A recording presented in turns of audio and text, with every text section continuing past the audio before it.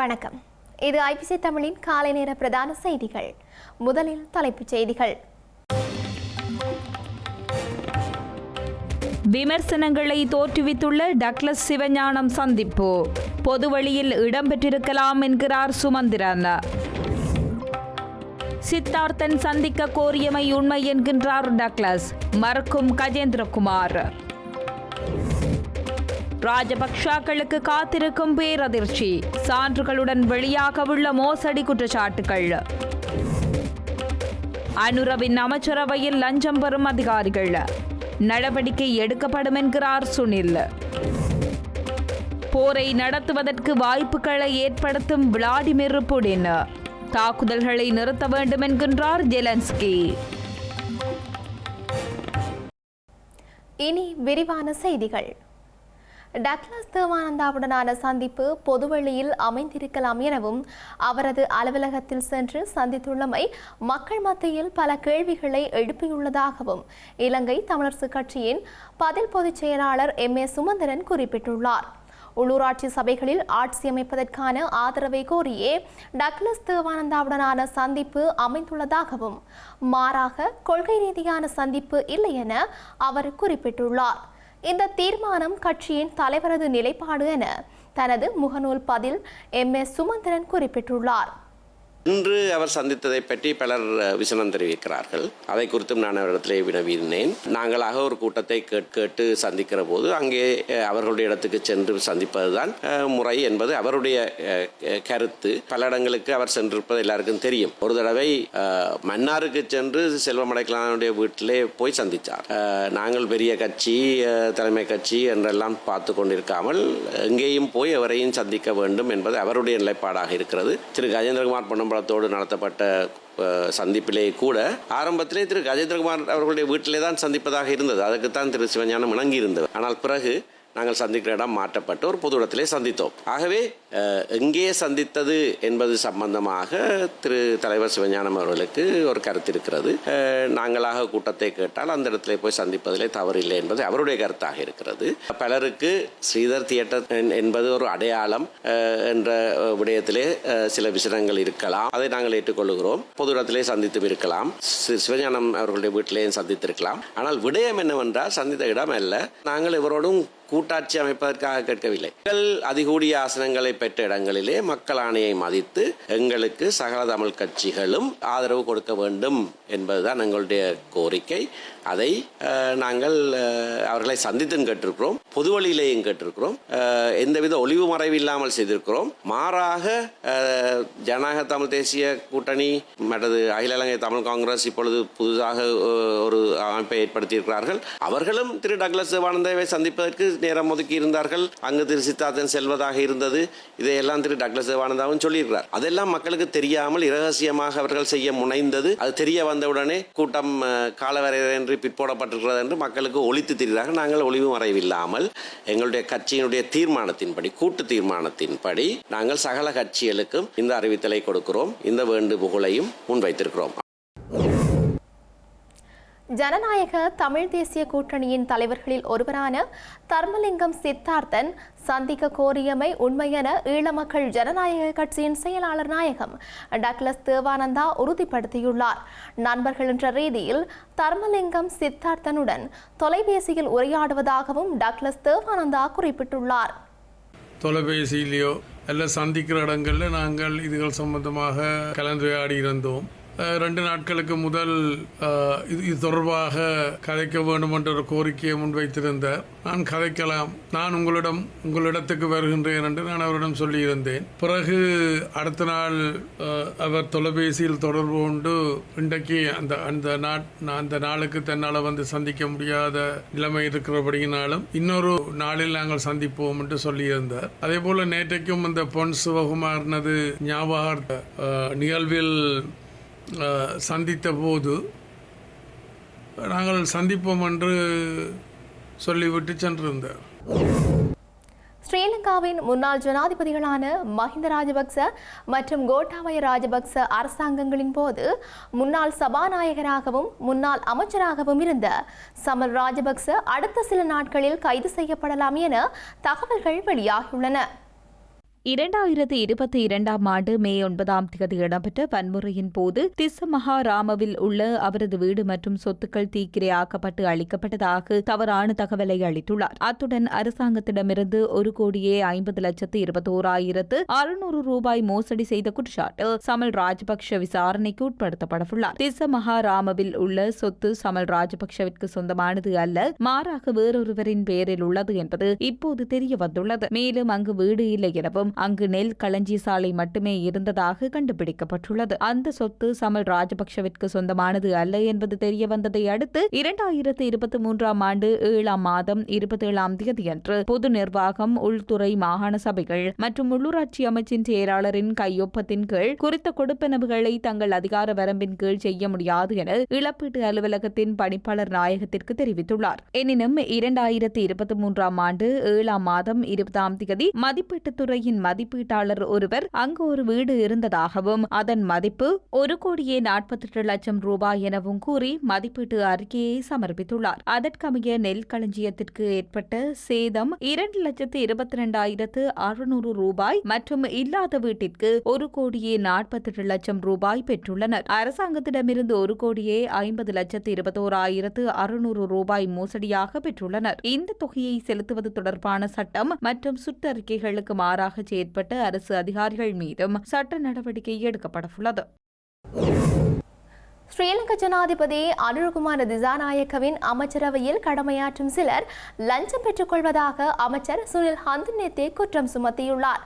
லஞ்சம் பெற்றுக் கொள்பவர்கள் மீது கடும் நடவடிக்கை எடுக்கப்படும் எனவும் அவர் குறிப்பிட்டுள்ளார்.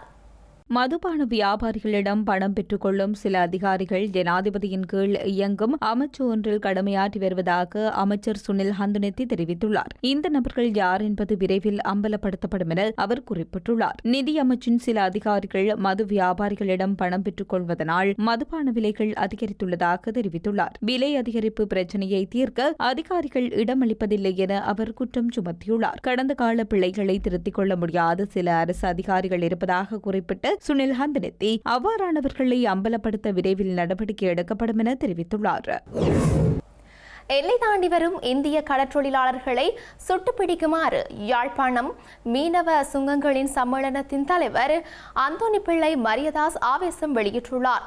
இந்திய கடற்றொழிலாளர்களை கட்டுப்படுத்த ஸ்ரீலங்கா கடற்படையானது தோளோடு தோள் நின்று தமக்கு பக்கபலமாக செயல்பட வேண்டும் எனவும் அந்தோனி பிள்ளை மரியதாஸ் கோரியுள்ளார். 6ஆம் தேதி மீண்டும் வரப்போகிறார்கள். இந்திய இழுவை மடிப்படகை கொண்டு எமது கடற்பரப்புக்குள் நுழையப் போகிறார்கள். அந்த இந்திய மீனவர்களின் அட்டூழியத்தால் இதுவரையிலே எமது யாழ் மாவட்ட மீனவர்கள் துன்பப்பட்டு பல போராட்டங்களை நடத்தி எந்த ஒரு முடிவும் எமது அரசாங்கத்தாலேயோ எமது மந்திரிமார்களாலேயோ எடுக்க முடியவில்லை. ஏனென்றால் எங்களுக்கு தெரியவில்லை, ஏன் அவர்கள் இந்த பிரச்சனையில் எமக்கு சரியான தீர்வுகளை கிடைக்கவில்லை என்று எமக்கு தெரியவில்லை. ஆனால் நாங்கள் போராட்டத்தை பலமுறை நடத்தியும் எங்களுக்கு ஒரு முடிவும் தரவில்லை. ஆனால் இதை நாங்கள் மீண்டும் மீண்டும் கதைத்து கொண்டிருப்பதில் எந்த ஒரு பிரயோசனம் இல்லமாய் தெரிகிறது.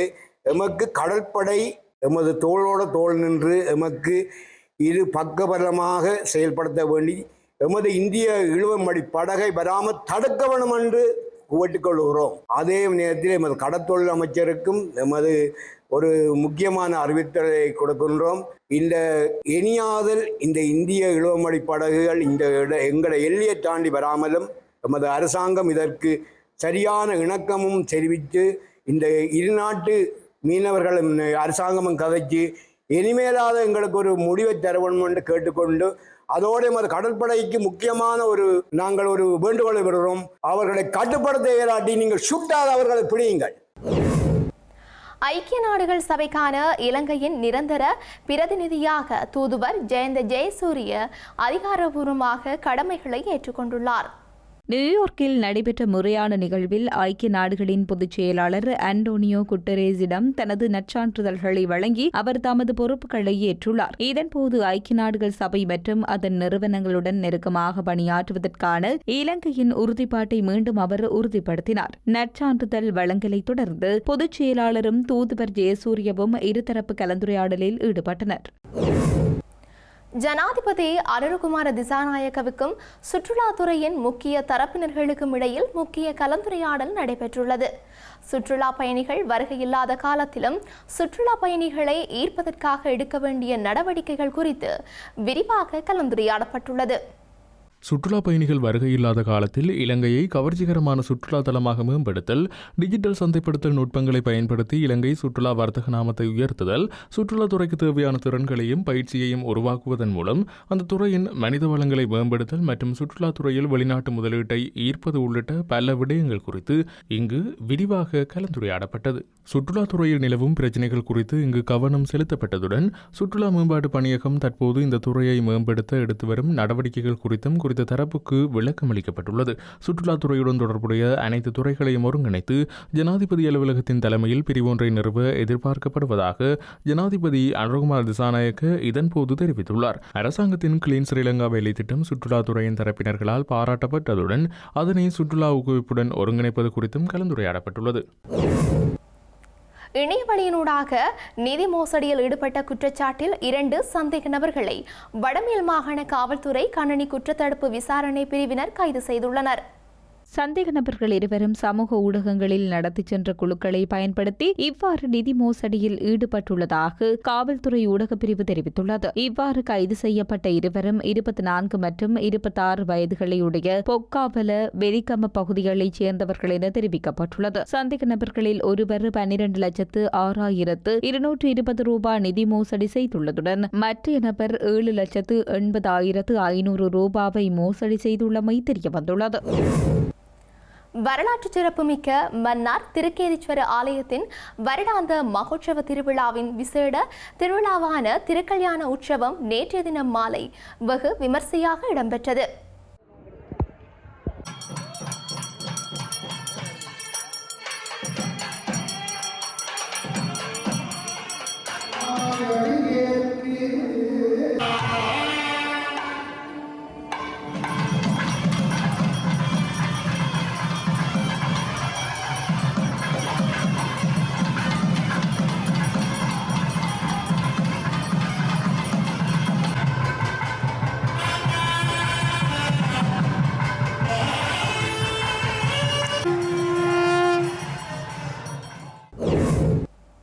திமுக மாவட்ட செயலாளர் ஆலோசனை கூட்டம் இன்று நடைபெறவுள்ளது.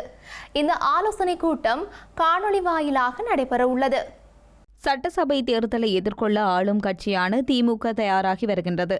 தொடர்ந்து ஆட்சியை தக்க வைக்கும் வகையில் தேர்தல் வியூகத்தை திமுக அமைக்க உள்ளது. அந்த வகையில் திமுக காங்கிரஸ் கூட்டணியில் புதிய கட்சிகளை சேர்க்கும் முயற்சிகளும் மேற்கொள்ளப்பட்டு வருகின்றது. மாவட்ட அளவில் கட்சி வளர்ச்சி பணியை தீவிரப்படுத்தி அதிக அளவிலான இளைஞர்களை திமுகவிற்கு சேர்ப்பதற்கான பணிகளை கட்சி தலைமை முடுக்கிவிட்டுள்ளது. 234 தொகுதிகளிலும் திமுக அரசின் 4 ஆண்டு சாதனைகளை மக்களிடம் எடுத்துச் செல்லவும், சட்டசபை தேர்தலுக்கான தேர்தல் அறிக்கை தயாரிப்பு பணிகள் தொடர்பாகவும், புதிய உறுப்பினர்கள் சேர்க்கை தொடர்பாகவும் ஆலோசிக்க திமுக முடிவு செய்துள்ளது. அதன்படி திமுக தலைவரும் முதலமைச்சருமான மு.க. ஸ்டாலின் தலைமையில் திமுக மாவட்ட செயலாளர்கள் ஆலோசனை கூட்டம் இன்று நடைபெறுகின்றது. இந்த ஆலோசனை கூட்டம் காணொலி வாயிலாக நடைபெறவுள்ளது. இந்த கூட்டத்தில் மாவட்ட செயலாளர்கள், சட்டமன்ற உறுப்பினர்கள், தொகுதி பார்வையாளர்கள் பங்கேற்கின்றனர்.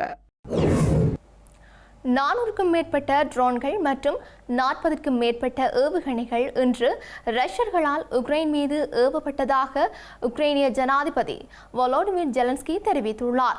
விளாடிமிர் புடின் தொடர்ந்து போரை நடத்துவதற்கு வாய்ப்புகளை ஏற்படுத்துகின்றார் என வோலோடிமிர் ஜெலன்ஸ்கி குறிப்பிட்டுள்ளார்.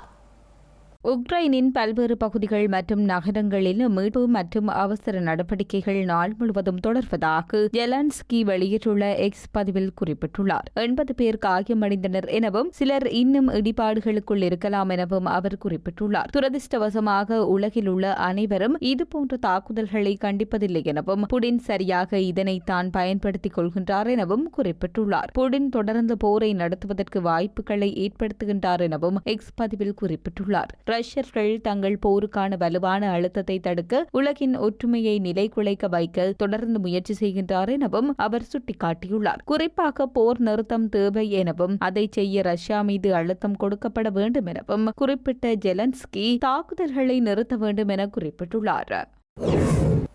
செய்திகளின் நிறைவாக மீண்டும் தலைப்புச் செய்திகள். விமர்சனங்களை தோற்றுவித்துள்ள டக்ளஸ் சிவஞானம் சந்திப்பு பொதுவழியில் இடம்பெற்றிருக்கலாம் என்கிறார் சுமந்திரன்.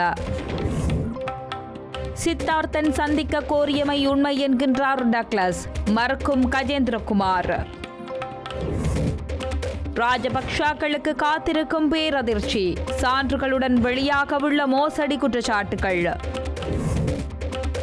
அனுரவின் அமைச்சரவையில் லஞ்சம் பெறும் அதிகாரிகள், நடவடிக்கை எடுக்கப்படும் என்கிறார் சுனில்.